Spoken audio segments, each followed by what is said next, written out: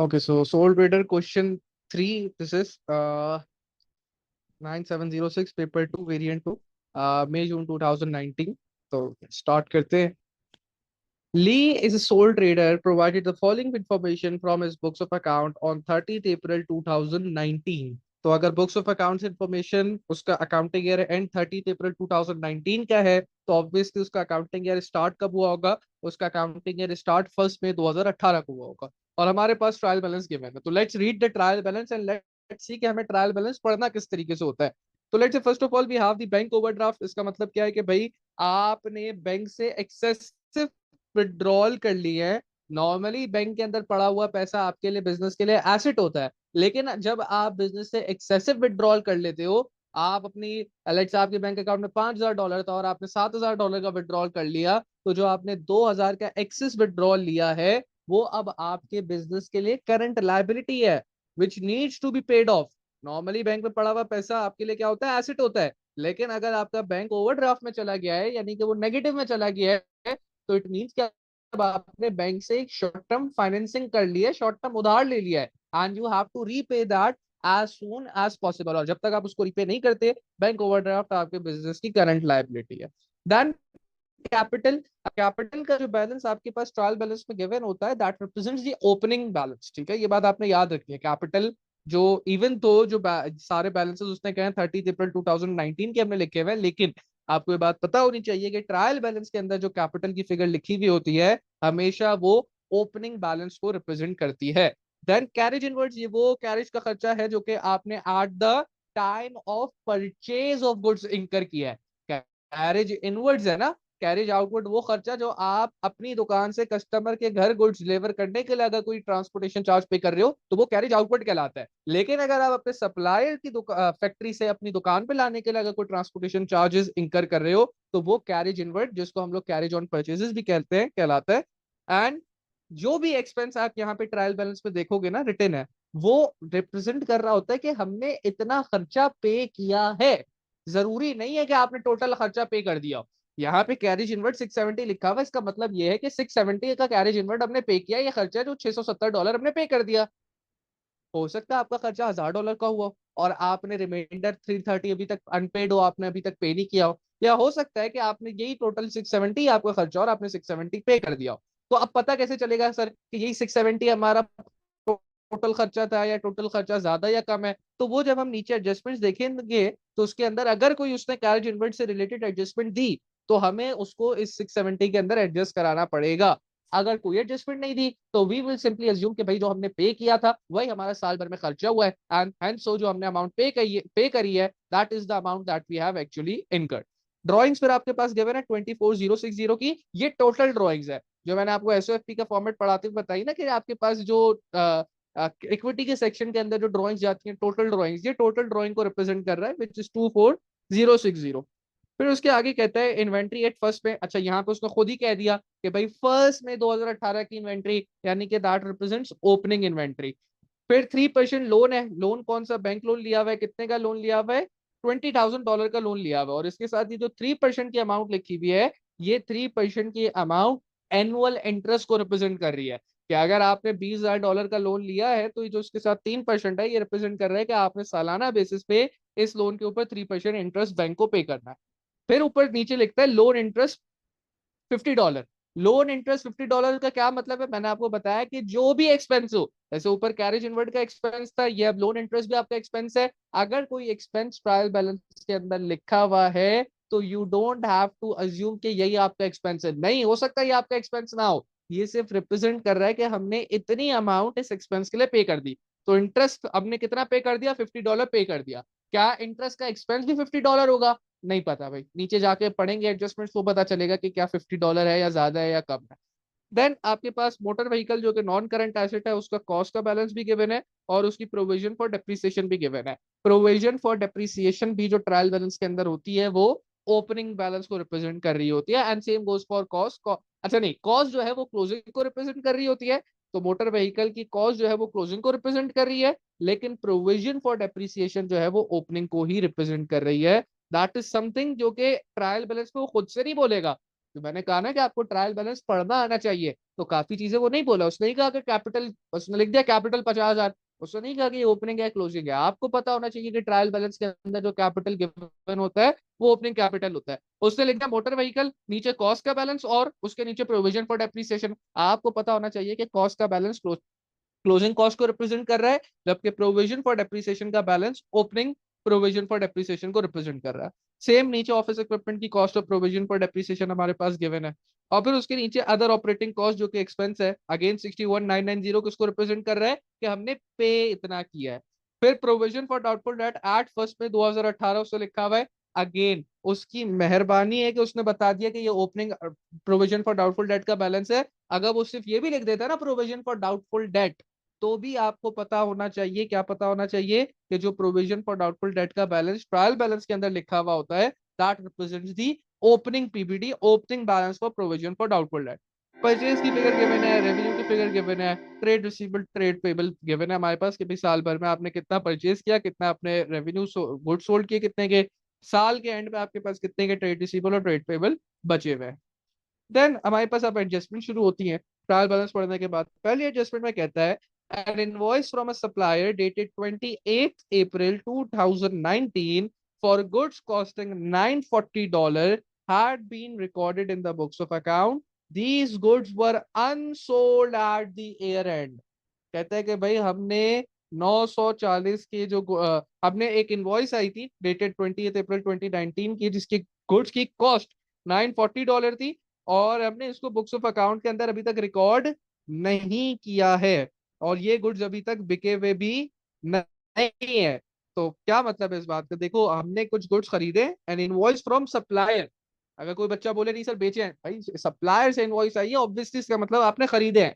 कब खरीदे? 28 अप्रैल 2019 को खरीदे हैं। क्या कॉस्ट है उन खरीदे हुए गुड्स की? $940 कॉस्ट है।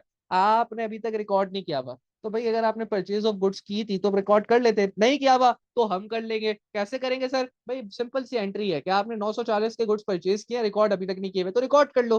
परचेज एक्सपेंस है, एक्सपेंस बढ़ता है तो परचेज डेबिट, और क्योंकि ये इनवॉइस है यानी कि इसका मतलब कि आपने क्रेडिट के ऊपर ये गुड्स खरीदे हैं, तो आप क्या करोगे, आपका ट्रेड पेबल भी कितने से बढ़ जाएगा? आपका ट्रेड पेबल भी 940 से बढ़ जाएगा, because it has not been recorded at all. तो आपकी डेबिट एंट्री क्या? परचेजेस 940 से डेबिट, ट्रेड पेबल 940 से क्रेडिट। तो देख ले मैंने यही काम किया।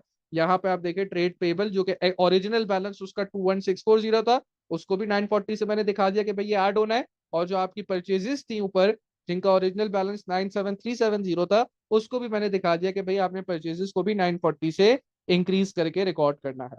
फिर नीचे कहता है इन्वेंटरी वॉज काउंटेड। ये बड़ी एक इंपॉर्टेंट बात है। इन्वेंटरी वॉज काउंटेड, काउंटेड का मतलब समझ रहे हो कि आपने किसी बंदे ने जाके फिजिकली इस बिजनेस की इन्वेंट्री को काउंट किया है, और काउंट करने के बाद इन्वेंट्री की वैल्यू उन्होंने कितनी रखी है? एट अ कॉस्ट ऑफ 21340 रखी है। एक बच्चा मुझसे अब सवाल कहता है कि सर 28 अप्रैल को ये जो ट्रांजेक्शन हुई थी, इसकी परचेज तो आपने रिकॉर्ड ही नहीं करी हुई, तो क्या इस पहली ट्रांजेक्शन की वजह से, क्योंकि अब आप इसको रिकॉर्ड कर रहे हो, पहले तो ये परचेज रिकॉर्ड में ही नहीं थी, बुक्स ऑफ अकाउंट्स के अंदर थी नहीं, अब आप जब इसको रिकॉर्ड करोगे तो क्या आपकी इन्वेंट्री भी प्लस 940 से बढ़नी नहीं चाहिए? तो उसका जवाब है नहीं, नहीं बढ़नी चाहिए। क्यों नहीं बढ़नी चाहिए? भाई देखो बुक्स ऑफ अकाउंट पे तुमने ये 940 वाली एंट्री को रिकॉर्ड नहीं किया हुआ था, लेकिन फिजिकली तो इन्वेंट्री पड़ी हुई थी ना, और ये जो 21340 की फिगर निकल के आई है, ये काउंट होने के बाद निकल के आई है। तो डज इट मैटर कि तुमने भले अपनी जो ये ट्रांजेक्शन 130 के अंदर क्या कहते हैं गुड्स को बुक्स ऑफ अकाउंट के अंदर रिकॉर्ड नहीं किया था, लेकिन पड़ी हुई तो वो तुम्हारे स्टोर में ही थी ना, तुम्हारे वेयर हाउस में ही थी, तो जब वो फिजिकली काउंटिंग हुई होगी तो उसके अंदर वो इंक्लूड हो गई होगी, और उसकी कॉस्ट भी क्लोजिंग इन्वेंटरी के अंदर रिप्रेजेंट हो रही है, तो ये 940 दोबारा से ऐड नहीं होगा। उसके बाद एडजस्टमेंट नंबर 3 के अंदर वो हमसे कहता है revenue included goods sold in April 2019 to a credit customer for $3200 on a sale or return basis. These goods were invoiced with a markup of 60% and were returned by customer on May 5th 2019। तो भाई देखो क्या कह रहा है, कह रहा है कि आपने अप्रैल 2019 के अंदर एक क्रेडिट कस्टमर को $3200 के गुड्स सेल किए थे, और सेल की जो बेसिस थी वो सेल और रिटर्न बेसिस थी, यानी कि आपने कहा था कस्टमर को कि भाई अच्छा लगे तो रख लिएगा, हमें बता दिएगा मैं रख रहा हूँ, ना अच्छा लगे तो रिटर्न करा दिएगा, और आपने उनको इनवॉइस कर लिया। इनवॉइस करने का मतलब ये कि आपने उसको सेल में रिकॉर्ड कर लिया, ठीक है। जबकि एक्चुअल जो रूल है वो ये रूल है कि अगर तो आप गुड्स को सेल और रिटर्न बेसिस पे बेच रहे हो, तो जब तक आपका कस्टमर खुद एग्री नहीं कर जाता कि भाई हाँ सर भाई ये आपके गुड्स जो है वो मैंने आपसे सेल और रिटर्न बेसिस पे लिए थे, इसको मैं रख रहा हूँ, तब तक आप उसको अपने पास सेल्स रिकॉर्ड नहीं कर सकते हो। And for the same reason आप यहाँ पे जो $3200 आपने अगर सेल रिकॉर्ड करी है तो गलत रिकॉर्ड करी है, क्योंकि देखे आपके पास 5th मई को क्या हुआ, 5th मई को उस कस्टमर ने फिर गुड्स लाके रिटर्न कर दिए। तो अब ये जो सेल आपने 3200 की रिकॉर्ड की थी, इसको रेवेन्यू में से क्या कराना पड़ेगा, इसको रेवेन्यू में से $3200 को मैंने माइनस कराना पड़ेगा। क्यों? क्योंकि भाई ये सेल तो हुई नहीं एक्चुअल में, आपको एट द फर्स्ट प्लेस इसको रिकॉर्ड ही नहीं करना चाहिए था, तो this is sales wrongly recorded, जिसको मैंने टिक कर लिया। अच्छा, लेकिन बात यहाँ पे खत्म नहीं होगी, ठीक है भाई, सेल्स आपने गलत रिकॉर्ड की थी, आपने उसको सबट्रैक्ट कर लिया, आपने अपनी सेल्स को कम कर लिया, लेकिन भाई क्योंकि जब आपने 30 अप्रैल 2019 को इन्वेंट्री को काउंट किया था, तो जब आपने 30 अप्रैल 2019 में इन्वेंट्री को काउंट किया था, तो ये जो $3200 के वर्थ ऑफ गुड्स थे, जिनको जो कि इनकी बेसिकली सेल्स प्राइस है, ये वाले गुड्स आपकी इन्वेंट्री के अंदर इंक्लूडेड नहीं थे, क्योंकि तो कस्टमर के पास थे। तो जब इन्वेंट्री फिजिकली काउंट हुई, तो उसका ये वाले गुड्स को अकाउंटेड नहीं किया इन्वेंट्री के काउंट ने। लेकिन क्या ये क्लोजिंग इन्वेंट्री का पार्ट होना चाहिए था? जी बिल्कुल होना चाहिए था। बिकॉज अगर अभी तक आप, जैसे मैंने कहा, सेल और रिटर्न बेसिस जब तक कंफर्म ना हो जाए, सेल नहीं है, तो जब तक वो सेल नहीं है, आपने जितने भी गुड्स उसको भेजे हुए हैं वो बेसिकली आपने ऐसे टेस्ट पीस भेजे हुए हैं। तो इसका ये मतलब थोड़ी है कि आप उसको इन्वेंट्री में काउंट ना करो। तो अब हमें इसको इन्वेंट्री में काउंट बैक करना पड़ेगा। इन्वेंट्री में काउंट बैक किस तरीके से करेंगे उसके लिए जरा याद देखिएगा। ये इधर, तो देखिए उसने कहा था कि भाई ये जो $3200 है ना, ये उसकी इनवॉइस प्राइस है, क्या हमने इतने पे उसको गुड बेचा है। और आगे उसने कहा है कि भाई these goods were invoice with a markup of 60%। तो मार्कअप के लिए मैं आपको एक रेशो बताऊंगा, और रेशो आपको बड़ी जो है ना जिंदगी आसान करेगा। आपने मार्कअप के लिए बात ये याद रखी है कि markup is always applied on cost. Markup किस पे अप्लाई होता है? Markup is always applied on cost. और अगर मार्कअप कॉस्ट पे अप्लाई होता है, तो उसका जो कॉस्ट का रेशियो होगा वो क्या हो जाएगा? वो 100 हो जाएगा। मार्कअप अगर कॉस्ट पे अप्लाई होता है, तो कॉस्ट ऑफ सेल का जो रेशियो है, या जो कॉस्ट का रेशियो है, जिसको मैंने यहाँ पे एक्स करके लिखा हुआ है, वो क्या हो जाएगा? वो 100 हो जाएगा। जबकि जो सेल्स का रेशियो है वो 100 प्लस मार्कअप हो जाएगा। ये रेशियो आपको याद रखना है। whenever markup is being applied, markup is always applied on cost। इस केस में कॉस्ट का रेशियो 100 हो जाएगा। तो देखिए मैंने यहाँ पे x जो कि कॉस्ट को रिप्रेजेंट कर रहा है, उसका रेशियो 100 कर दिया, और जो सेल्स प्राइस है उसका रेशियो 100 प्लस मार्कअप करके लिख दिया। देन अगर मैं इस फॉर्मूला रेशियो को अप्लाई, तो हाउ इस रेशियो बी अप्लाइड? अब देखें, आपके पास ये जो गुड्स बिके थे, इनकी सेलिंग प्राइस कितनी थी? इनकी सेलिंग प्राइस थी $3200। तो मैंने सेल्स की जगह क्या लिख दिया? इधर देखिएगा, सेल्स की जगह मैंने लिख दिया $3200, ठीक है। और 100 प्लस मार्कअप, मार्कअप की परसेंटेज कितनी थी आपकी इन गुड्स के ऊपर? 60% थी। तो 100 प्लस 60 कितना हो गया? 160 हो गया, ठीक है। नीचे हमें कॉस्ट नहीं पता, हमें नहीं पता कि इन गुड्स की कॉस्ट कितनी है, तो मैंने उस कॉस्ट की जगह क्या लिख लिया? एक्स लिख लिया। और कॉस्ट क्योंकि मार्कअप अप्लाई कर रहा हूँ, तो उसका रेशियो हमने देखा 100 था, तो इसका रेशियो 100 हो गया। देन सिंपली मैंने क्रॉस मल्टीप्लाई कराना, देख ले मैंने एरोस भी बनाए हुए कि क्रॉस मल्टीप्लाई कराना है। 100 उधर जाके 3200 से मल्टीप्लाई होगा, और that would give me 3,20,000। 160 x उधर जाके 160 से मल्टीप्लाई होगा, that will give me 160 x. और ये एक इक्वेशन बन जाएगी, 160 x is equal to 3,20,000। 160 left side पे एक्स के साथ मल्टीप्लाई हो रहा है, राइट साइड पे जाके एक्स 320,000 के साथ डिवाइड हो जाएगा, and I will get the value of x as 2000। X था क्या? एक्स था कॉस्ट ऑफ सेल, या एक्स ये कह लो कि इन्वेंट्री की कॉस्ट थी।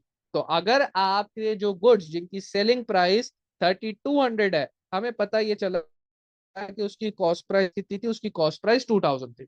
तो देखो, ये जब भी ये सेल और रिटर्न बेसिस की एंट्री बार बार आती है, तो आपके दो काम है। सबसे पहले तो पहला काम आपका क्या था? पहला काम ये था कि भाई जितना रेवेन्यू, जितने का गुड बेचा है, उतने से रेवेन्यू को क्या कर लो? उतने से रेवेन्यू को कम कर लो। दूसरा काम, क्योंकि उसकी जो आपने गुड्स सेल और रिटर्न बेसिस पे इनवॉइस कर चुके हो, वो क्लोजिंग इन्वेंट्री की फिगर के अंदर एडेड नहीं है, तो आप वो फिगर निकालो, आप उन गुड्स की जो आपने बेचे थे उनकी कॉस्ट प्राइस निकालो, ताकि आप इन्वेंट्री के अंदर उस प्राइस को इंक्लूड कर सको। अच्छा, अब एक बच्चा कहेगा सर मैं 3200 को इंक्लूड कर लेता तो क्या मसला था? भाई 3200 आपकी सेलिंग प्राइस है। एंड इन्वेंट्री के लिए एक रूल जो कि आप लोगों ने देख पहले पढ़ भी चुके हैं, that is inventory must be valued at a lower of cost and net realisable value. Inventory की वैल्यूएशन हमेशा कॉस्ट और नेट रियलाइजेबल वैल्यू में से जो चीज कम होती है उस पर होती है। तो अगर आपकी कॉस्ट कम है और आपकी सेलिंग प्राइस ज्यादा है, तो ऑब्वियसली इन्वेंट्री को आपने कॉस्ट पे वैल्यू करना है। तो जितनी भी अमाउंट के आपने गुड्स बेचे थे, जो भी उनकी सेलिंग प्राइस थी, उसकी आपने कॉस्ट प्राइस डिटरमाइन करी, जो आके आपके पास $2000 निकल के आई। और 2000 को आप क्या करोगे, फिर इन्वेंट्री की वैल्यू के अंदर, क्लोजिंग इन्वेंट्री के अंदर क्या कर लोगे, ऐड कर लोगे। जैसे कि यहाँ पे देख ले मैंने 21340 के आगे +2000 लिखा हुआ है, जो कि रिप्रेजेंट कर रहा है कि भाई सेल और रिटर्न बेसिस पे जो गुड्स गए हुए थे, $3200 जिनकी सेलिंग प्राइस थी, उनकी जो कॉस्ट है which is 2000, which we computed by using the markup ratio, उसको क्या कर लेना है, उसको ऐड बैक कर लेना है। अच्छा, अभी भी कहानी कंप्लीटली खत्म नहीं, अभी भी एक चीज बाकी है। जब आपने क्रेडिट कस्टमर को वो माल बेचा था, तो ऑब्वियसली आपने अपने ट्रेड रिसीवेबल को भी बढ़ा लिया होगा, और अब आपके पास जब वो रिटर्न आया है, तो आपको अपने ट्रेड रिसीवेबल को भी $3200 से कम कर। तो रेवेन्यू $3200 से कम हुआ, ट्रेड रिसीवेबल भी $3200 से कम हुआ, लेकिन जो क्लोजिंग इन्वेंट्री है, क्योंकि inventory must be recorded at the lower of cost and net realisable value, तो इन्वेंट्री को हमने जो उन गुड्स की कॉस्ट थी, उस कॉस्ट से क्या करा लिया, उस कॉस्ट से एड बैक करा लिया। एडजस्टमेंट नंबर 4 अगर देखें, during the year Lee took goods with a cost of $250 for his own use, जिसकी अभी बात भी हो रही थी। अभी हम फॉर्मेट डिस्कस करते हुए क्या बात कर रहे थे, हमने ये बात करी थी ना कि भाई सारी ड्राइंग्स आ जाएंगी, ठीक है, जो टोटल ड्राइंग है उसके अंदर तमाम ड्राइंग्स आ जाएंगी, लेकिन नीचे अब उसने कहा हुआ है कि भाई ली ने $250 के गुड्स भी जो है वो उनकी ड्राइंग करी है, जो कि पर्सनल यूज के लिए उसने निकाले, तो उसको हम कहाँ रिकॉर्ड करेंगे, उसको हम कॉस्ट ऑफ सेल निकालते हुए माइनस कराएंगे। यानी कि जो परचेजेस की फिगर है हमारे पास यहाँ पे, परचेजेस की फिगर है 97370, इसमें से मैं डायरेक्टली चाहूँ तो 250 माइनस करा लो, या जैसे मैंने आपको बताया था कि भाई क्लोजिंग इन्वेंट्री के नीचे या कहीं पे भी बस उसको कॉस्ट ऑफ सेल निकालने से पहले पहले आपने इस अमाउंट को क्या कराना है, इस अमाउंट को आपने माइनस कराना है, जो भी उसने गुड्स की विड्रॉइंग की है ओनर। देन आफ्टरवर्ड्स हमारे पास गिवन है, a 3% loan was taken on 1st August 2018 and is repayable in 5 annual installments starting on 1st August 2019।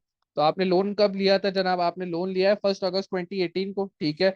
आपका अकाउंटिंग ईयर कब स्टार्ट हो रहा है, आपका अकाउंटिंग ईयर स्टार्ट हो रहा है 1 मई 2018 को। तो अगर आप जरा नंबर ऑफ मंथ्स काउंट करो कि इस अकाउंटिंग ईयर के अंदर, जो कि स्टार्ट हुआ था 1 मई 2018 को और एंड हो गया 30 अप्रैल 2019 को, इस अकाउंटिंग ईयर के अंदर ये लोन लिए हुए आपको कितने महीने हो गए, ये लोन लिए हुए आपको हो गए हैं, यहां से अगर हम देखें, तो आपने लोन लिया 1 अगस्त 2018 को, तो अगस्त सितंबर अक्टूबर नवंबर दिसंबर जनवरी फरवरी मार्च एंड अप्रैल, और अप्रैल में हमारा अकाउंटिंग ईयर हम देख रहे हैं 30 अप्रैल 2019 को अकाउंटिंग ईयर खत्म हो रहा है। तो ये लोन लिए हुए जो कि मैंने कब लिया है, as given in the adjustment 1 अगस्त 2018 को लिया है। तो इस अकाउंटिंग ईयर में ये लोन हमारे बिजनेस में कितने महीने रहा, अगस्त सितंबर अक्टूबर नवंबर दिसंबर जनवरी फरवरी मार्च अप्रैल, अगर काउंट करें तो 1 2 3 4 5 6 7 8 9, 9 महीने ये लोन हमारे बिजनेस में रहा है। 1 अगस्त 2018 को हमने लोन लिया था, 30 अप्रैल 2019 को हमारा अकाउंटिंग ईयर एंड हो गया। तो अगर हम इस लोन को देखें, इस लोन की ड्यूरेशन को देखें जो कि इसने इस बिजनेस के अंदर गुजारी है in this particular accounting year, वो 9 महीना है। यानी कि 9 महीना इस अकाउंटिंग ईयर के अंदर हमने इस लोन की फैसिलिटी को अवेल किया है। तो जो इंटरेस्ट है, जो 20,000 के ऊपर 3% का इंटरेस्ट लगेगा, वो भी पूरे साल का नहीं लगेगा, बल्कि सिर्फ 9 महीने का लगेगा। क्यों? क्योंकि भाई आपने लोन लिए हुए आपको हुआ ही अभी 9 महीना है, इस अकाउंटिंग ईयर में आपने लोन की फैसिलिटी 9 ही महीने की अवेल की है। जिस तरह आप होटल में जाते हो, अगर आप होटल में 9 दिन रुक रहे हो, तो आप 3 दिन एक्स्ट्रा के पैसे नहीं दोगे ना, 9 दिन के पैसे दोगे। तो सिमिलरली अगर आपने लोन लिया है 20,000 का और इस अकाउंटिंग ईयर में सिर्फ 9 मंथ्स ही उसकी फैसिलिटी को अवेल किया है, तो आप इंटरेस्ट भी 9 महीने का ही दोगे। तो वो कैसे कंप्यूट होगा, हम देख कहेंगे कि भाई जो टोटल लोन की अमाउंट है वो $20,000 है, इंटरेस्ट 3% है, तो 20,000 इंटू 3% अगर मैं कर दूं ना, तो मेरे पास एनुअल इंटरेस्ट निकल के आ जाएगा। लेकिन 20,000 इंटू 3% जो कि 600 आ रहा है, ये एनुअल इंटरेस्ट है। लेकिन क्योंकि मैंने इस अकाउंटिंग ईयर में सिर्फ 9 महीने का जो है इंटरेस्ट इंकर किया है, 9 महीने लोन की फैसिलिटी अवेल की है, तो 9 ही महीने का इंटरेस्ट रिकॉर्ड होगा। तो मैंने क्या किया, 600 को मल्टीप्लाई बाय 9/12 करा लिया, तो ये जो 450 आया है, this is the interest for 9 months, जो कि हमारे बिजनेस ने इस अकाउंटिंग ईयर में इंकर किया। 600 उसका एनुअल इंटरेस्ट था, लेकिन पूरा साल तो लोन की फैसिलिटी हमने अवेल नहीं की, तो पूरे साल का एक्सपेंस भी रिकॉर्ड नहीं करेंगे। सिर्फ 9 महीने फैसिलिटी अवेल की है, तो सिर्फ 9 महीने का एक्सपेंस रिकॉर्ड करेंगे, विच इज $450। अब सवाल ये उठता है कि देखो यहाँ नीचे गिवन था लोन इंटरेस्ट $50, आप हमने जो अभी कैलकुलेट किया 450 आ रहा है, यहाँ पे 50 गिवन है। तो मैंने आपको बताया था कि भाई ट्रायल बैलेंस के अंदर एक्सपेंस की अगर कोई फिगर रिटर्न है, तो वो सिर्फ किस चीज को रिप्रेजेंट कर रही है, वो सिर्फ रिप्रेजेंट कर रही है कि हमने वो एक्सपेंस पे कितने का कर दिया है। तो आपका इंटरेस्ट का जो एक्सपेंस है जो कि इनकम स्टेटमेंट में जाएगा वो तो $450 ही जाएगा, लेकिन क्योंकि आप $50 पे कर चुके हो तो अब आपका $400 से जो इंटरेस्ट है वो क्या हो गया, $400 से आपका इंटरेस्ट अक्रू हुआ है, जो कि आपकी जाहिर सी बात है करंट लायबिलिटी, और अगर हम एसओएफपी बनाएंगे तो उसके अंदर इसको as a current liability record करेंगे। लेकिन इनकम स्टेटमेंट के अंदर पूरा 450 जो हमारा एक्सपेंस इंकर हुआ है वो जाएगा। तो this was adjustment number 5। Adjustment number 6 देखें तो आगे कहता है debt of 690 was considered to be irrecoverable and was to be written off. ये तो बड़ी सिंपल एडजस्टमेंट है ना, बैड डेट की बात कर रहा है। Was considered to be irrecoverable का क्या मतलब है, बैड डेट। बैड डेट क्या है, बिजनेस का एक्सपेंस है, तो एक्सपेंस उसमें रिकॉर्ड कर लेंगे, कोई इतना मुश्किल बात इसने नहीं करी। आगे फिर एडजस्टमेंट 7 में कहता है the provision for doubtful debts was to be maintained at 5% of the trade receivable. तो अब जो आपने पीबीडी के अंदर सारी चीजें पढ़ी थी ना कि पीबीडी का रेट किस पे अप्लाई होता है, पीबीडी का रेट होता है नेट ट्रेड रिसीवेबल पे अप्लाई। नेट ट्रेड रिसीवेबल कैसे निकलता है, trade receivable minus bed date करके निकलता है। तो आप देखो आपके पास ट्रेड रिसीवेबल कितने के थे, 47,890 के थे, लेकिन उसमें से 3200 हमने ये एडजस्टमेंट नंबर 3 की वजह से माइनस किया था, और -690 भी हुआ है। -690 क्यों हमने किया था, अच्छा हाँ, डेट ऑफ ये जो आपका क्या कहते हैं बेड डेट हुआ है 690 का, ये क्या हो जाएगा, ये भी माइनस हो जाएगा। तो आपके पास क्या निकल के आ जाएगा, आपके पास नेट ट्रेड रिसीवल निकल के आ जाएगा। तो यहाँ पे मैं आपको वर्किंग दिखाता हूँ। नेट ट्रेड रिसीवल क्या है भाई, जो आपके पास ओरिजिनल ट्रायल बैलेंस के ट्रेड रिसीवल गिवन थे कितने के, 47,890 के, उसमें से 3200 जो कि गलत आपने ट्रेड रिसीवल रिकॉर्ड किया था उसको माइनस कराया, -690 जो आपका बेड डेट था आपने उसको माइनस कराया, you ended up getting what, you ended up getting 44,000 as the net trade receival. Net trade receival के ऊपर अब लगेगा रेट। रेट कितने का गिवन है उन्होंने बता दिया, 5% का रेट गिवन है, तो उस नेट ट्रेड रिसीवल के ऊपर मैं 5% का रेट अप्लाई करूंगा। I got closing PBD as $2,200। ये मेरे पास क्या आ गया, closing PBD, closing provision for doubtful debt निकल के आ गया। After calculating the closing provision for doubtful debt, ये पता लगाने के लिए कि हमारा ये जो पीबीडी है ये एक्सपेंस है इनकम है, we have to compute change in PBD. Change in PBD कैसे कैलकुलेट होगा, closing PBD minus opening PBD. हम लोग देख के आए ये चीज, तो क्लोजिंग पीबीडी अभी अभी आपने निकाली $2,200, और ओपनिंग पीबीडी आपके पास ट्रायल बैलेंस के अंदर गिवन थी कितनी, $2,850।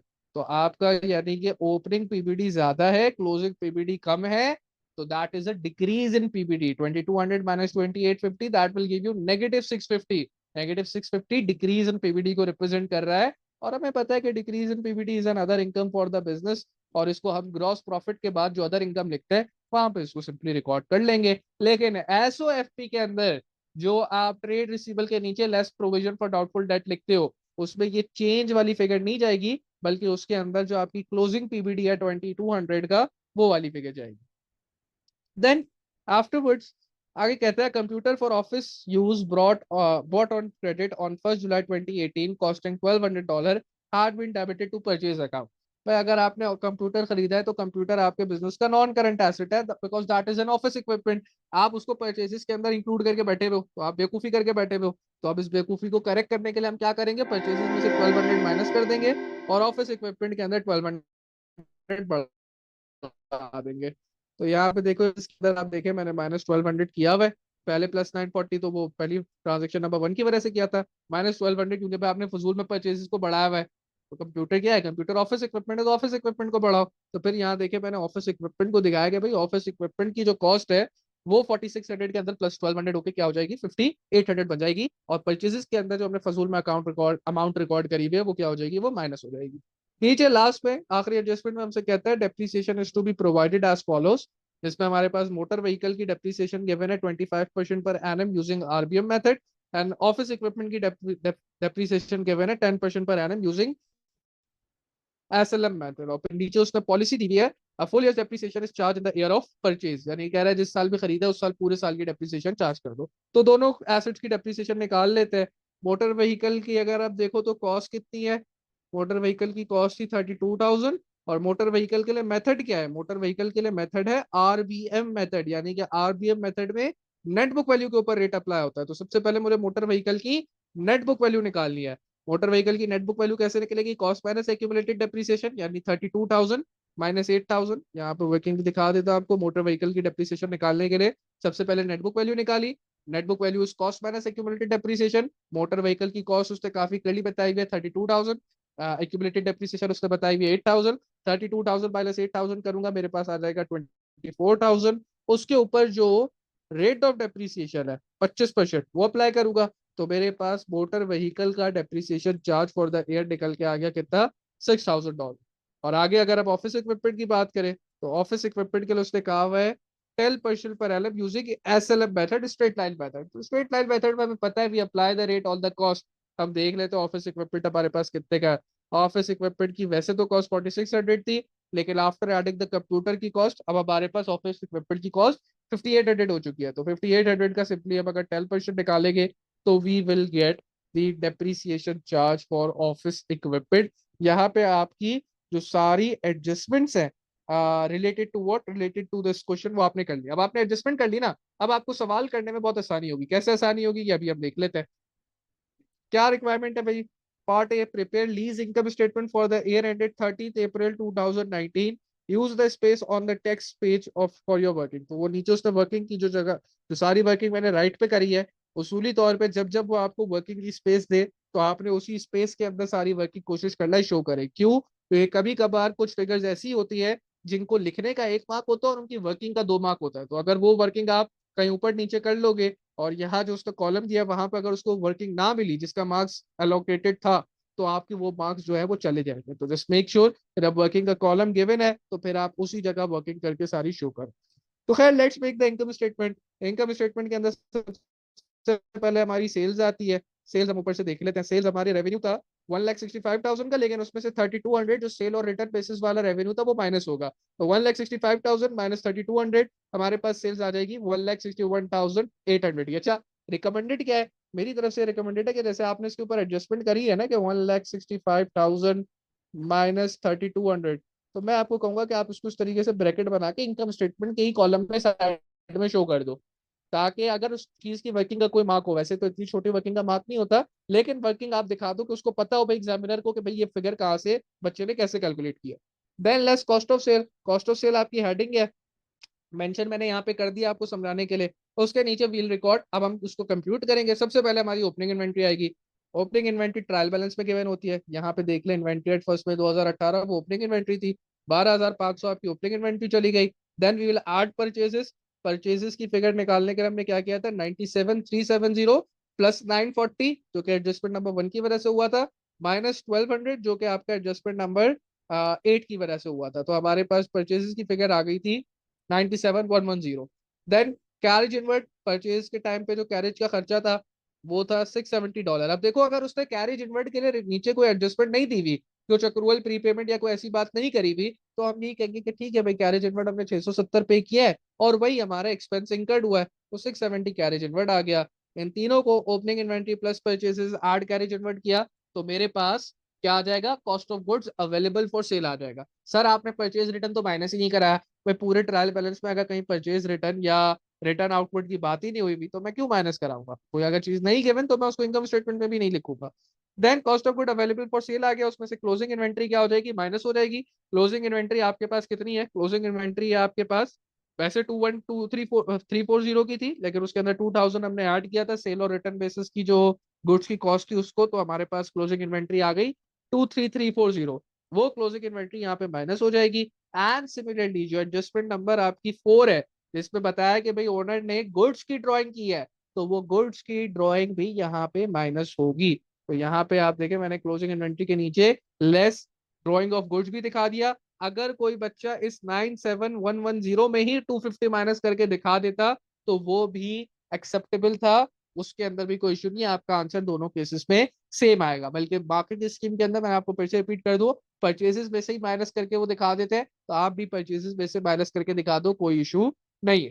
देन आफ्टर एडजस्टिंग दीज हमारे पास, जब आप इन सबको cost of good available for cell में से क्लोजिंग इन्वेंट्री और ड्राइंग ऑफ गुड्स को माइनस करोगे, तो आपके पास कॉस्ट ऑफ सेल निकल के आ रहा है 86,690 का। 86,690 का आपके पास ये क्या आ रहा है, ये जो आपने ऊपर हेडिंग दी थी ना कॉस्ट ऑफ सेल की, इसकी फिगर यहाँ निकल के आई है। इसकी फिगर ये आपके पास यहाँ निकल के आएगी। कॉस्ट ऑफ सेल्स, ये आपने जब इन सबको ऐड सब्ट्रैक्ट करा है तो ये वाली फिगर आपके पास कॉस्ट ऑफ सेल की आ। अब आप सेल्स में से कॉस्ट ऑफ सेल माइनस करोगे, you will get the gross profit. Gross profit के अंदर अदर इनकम ऐड हो जाएगी। अदर इनकम एक तो हमने यहाँ पे देख ली थी, जो हम पीबीडी की एडजस्टमेंट कर रहे थे कि डिक्रीज इन पीबीडी हुआ था, तो decrease in PBD is an other income for the business. तो हमने लिखा ग्रॉस प्रॉफिट के नीचे ऐड अदर इनकम, और decrease in provision for doubtful date 650 का क्या हो गया, ऐड हो गया। इसके अलावा और कोई अदर इनकम आपको पूरे सवाल के अंदर नहीं दिखेगी। तो ये अदर इनकम ऐड हो गया 75। जब आपने ग्रॉस प्रॉफिट के अंदर इस अदर इनकम को ऐड किया, तो आपके पास gross profit plus other income वाली वैल्यू आ गई। इसको हम कोई नाम नहीं देते, देख लो यहाँ पे कोई नाम मैंने मेंशन नहीं किया हुआ, सिर्फ यहाँ पे जो एरो बना के लिखा हुआ है या आपकी अंडरस्टैंडिंग के लिखा हुआ है कि आपको पता हो कि भाई ये क्या फिगर निकल के आई है। Then we'll write less expenses, जो कि अगेन हेडिंग है, और अब हम अपने तमाम एक्सपेंसेस को मेंशन कर लेंगे। तो हमारे पास सबसे पहले एडजस्टमेंट नंबर 6 के अंदर गिवन था कि 690 का एक बेड डेट हुआ है, तो बेड डेट एक्सपेंस है, बेड डेट चला गया। फिर हम ट्रायल बैलेंस को ऊपर से देखते हैं और देखते हैं कौन कौन से ऐसे एक्सपेंस है जो अभी तक हमने रिकॉर्ड नहीं किए हुए। तो अदर ऑपरेटिंग कॉस्ट हमारे पास 61990 का था, हमने वो रिकॉर्ड कर लिया, एक्सपेंस था। लोन इंटरेस्ट देख लीजिए जनाब, लोन इंटरेस्ट ट्रायल बैलेंस में गिवन था $50 का, हमने उसको इस्तेमाल नहीं किया, क्योंकि मैंने आपको बता दिया था कि भाई एक्सपेंस जो है वो अगर अमाउंट रिटर्न है ट्रायल बैलेंस के अंदर तो वो पेड अमाउंट को रिप्रेजेंट कर रहा है। आपने देखना है कि क्या उससे रिलेटेड कोई नीचे एडजस्टमेंट तो नहीं है। अगर एडजस्टमेंट गिवन है तो फिर उसको एडजस्ट करा के लिखना है। अगर एडजस्टमेंट गिवन नहीं है, जैसे कि आप देखो अदर ऑपरेटिंग कॉस्ट के लिए गिवन नहीं थी, तो उसको मैंने फिर एज इट इज 61990 लिख लिया था, फिर उसका कोई मसला नहीं।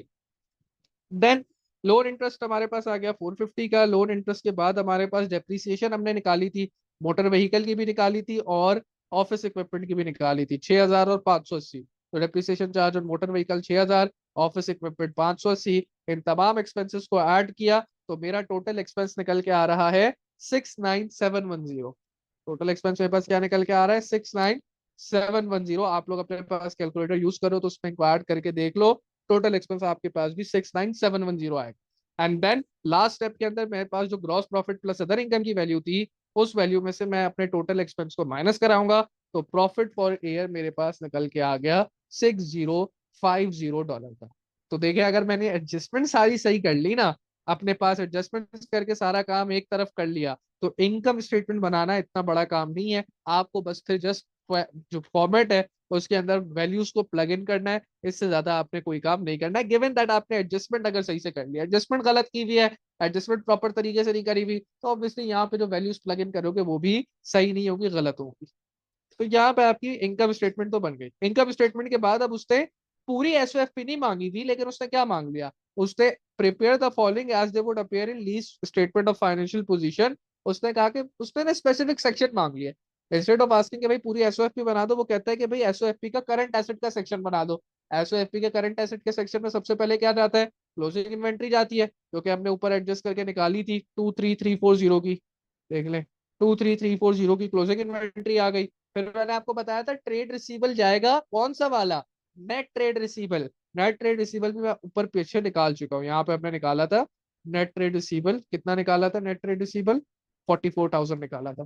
तो 44,000 नेट ट्रेड रिसीवल चला गया। और फिर मैंने आपको एक और चीज स्पेसिफाई की थी कि नीचे लेस क्लोजिंग पीबीडी माइनस होगा, provision for doubtful date. Change in PBD सिर्फ इनकम स्टेटमेंट में जाता है, एसओएफपी के अंदर आप क्लोजिंग पीबीडी को ही माइनस कराते हो, और क्लोजिंग पीबीडी वो होता है जो आप कैलकुलेट करते हो, यानी कि नेट ट्रेड रिसीवल के बाद जो रेट लगाने के बाद जो फिगर आती है, that is your closing PBD. तो नेट ट्रेड रिसीवल जो 44,000 का था, उसमें से क्लोजिंग पीबीडी 2200 की माइनस हुई, यू विल गेट 41,800। इसके अलावा अच्छा बैंक कैश भी जाता है, लेकिन बैंक कैश अगर इस सवाल में देखो तो आपका जो बैंक है वो ओवरड्राफ्ट पे गया हुआ है, तो वो तो लाइबिलिटी बन गया है, तो उसको मैं अब करंट एसेट्स के सेक्शन के अंदर रिकॉर्ड नहीं कर सकता। तो बस यही दो चीजें जो करंट एसेट्स में आ रही हैं, इन दोनों को 23340 प्लस 41,800 करूंगा, तो आई will get the total of current asset. और फिर करंट लाइबिलिटीज का सेक्शन मांगा हुआ है, तो करंट लाइबिलिटी के सेक्शन में सबसे पहले क्या आ जाएगा, आपके पास ट्रेड पेबल आ जाएगा। ट्रेड पेबल आपके पास कितने का गिवन है, ये रहा एंड में गिवन है 21640 का था, फिर इसके अंदर 940 हमने ऐड कराया है, और 940 हमने वो ऐड जो हमारी एडजस्टमेंट नंबर 1 थी उसकी वजह से कराया था, परचेजेस अपने करी थी, रिकॉर्ड नहीं की थी। तो ट्रेड पेबल देखो मैंने दिखा भी दिया, इट्स रिकमेंडेड जितना दिखा सकते हो दिखा दो, ठीक है। तो 21640 प्लस 940 करके हमारे पास 22580 का ट्रेड पेबल आ गया। फिर अदर पेबल, अदर पेबल क्या है, ये अदर पेबल ये अक्रूड इंटरेस्ट है। जैसे हमने अभी निकाला था ना कि यार हमारा इंटरेस्ट का जो खर्चा था वो $450 था, ट्रायल बैलेंस के अंदर इंटरेस्ट लोन इंटरेस्ट लिखा हुआ है $50, तो 450 माइनस 50, जो बाकी का $400 है जो आपने पे नहीं किया है, that is your accrued interest, जिसको मैं अदर पेबल्स के नाम से भी मेंशन कर सकता हूँ। Then one very more important thing, यहाँ पे आप अगर वापसी लोन वाली एडजस्टमेंट पे आओ, तो लोन वाली एडजस्टमेंट पे उसने कहा है कि भाई आपका ये जो लोन है टोटल $20,000 का, ये आपने 5 इंस्टॉलमेंट्स के अंदर पे करना है। और पहली इंस्टॉलमेंट आपकी 1 अगस्त 2019 को आ रही है। आपका काउंटिंग ईयर कब एंड हो रहा है? आपका काउंटिंग ईयर एंड हो रहा है 30 अप्रैल 2019 को।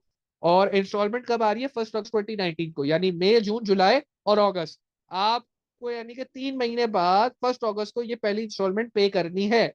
अगर टोटल लोन 20,000 का है और आपने 5 इंस्टॉलमेंट में पे करना है, तो पहली इंस्टॉलमेंट कितनी हो जाएगी? 20,000 डिवाइडेड बाई 5। आपके पास जो पहली इंस्टॉलमेंट है वो हो जाएगी $4,000 की। अब ये $4,000 जो कि एक नॉन करंट लाइबिलिटी की इंस्टॉलमेंट की पेमेंट है, क्योंकि ये आपको with in an accounting year पे करना है, 1 साल के अंदर अंदर पे करना है, ये आपके बिजनेस की करंट लाइबिलिटी कहलाएगी। और इसको भी मैं अपने एसओएफटी के करंट लाइबिलिटी के सेक्शन के अंदर रिकॉर्ड करूंगा। देखिए टोटल बैंक लोन 20,000 का है, लेकिन उसका एक पोर्शन 4,000 मुझे क्योंकि with in 3 months with in an accounting year पे करना है, तो जितना portion with in an accounting year पे करना है वो करंट लाइबिलिटी में जाएगा। और जो बाकी का 16,000 है, जिसको पे ऑफ करने के लिए अभी मेरे पास 1 साल से ज्यादा का टाइम अवेलेबल है, वो अगर हम जब नॉन करंट लाइबिलिटी का सेक्शन बनाएंगे तो उधर चला जाएगा। एंड देन लास्ट में आपका बैंक ओवरड्राफ्ट, जो कि मैंने आपको बता भी दिया था कि भाई नॉर्मली बैंक आपका एसेट होता है, लेकिन अगर आप एक्सेसिव विड्रॉल करोगे तो वो ओवरड्राफ्ट लाइबिलिटी में चला जाएगा।